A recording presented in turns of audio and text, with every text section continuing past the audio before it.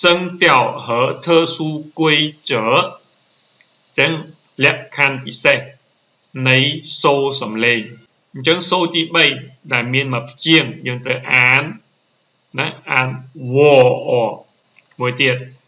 នីមួយទៀតវអាយនីសូរទី3ដែលមានពាក្យពីរព្យាង្គអញ្ចឹងតើយើងអានយ៉ាងម៉េចអញ្ចឹងការសរសេរគឺយើងសរសេរសូរទី3ទាំងពីរក៏ប៉ុន្តែការអានណាយើងអានវាណាដោយជាងខាងមុខនេះទៅដូរទៅជាសូរទី2យើងអានថាស្វ័យគួអស្វ័យឆាអាយយើងស្វ័យគួនេះពាក្យពីរព្យាង្គចូលគ្នាអញ្ចឹងម៉ាយនេះដាច់ទៅឯងអញ្ចឹងម៉ាយយើងអត់បដូរទេក៏ប៉ុន្តែណាសូរទី3ដែលមានព្យាង្គ2ចូលគ្នានេះអញ្ចឹងព្យាង្គទី1នៅខាងដើមនេះត្រូវបដូរ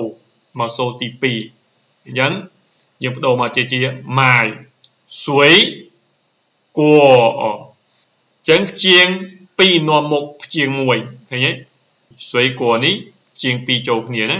ពេញនេះព្យាង្គតែមួយទេយើងអានទៅជាស្វ័យ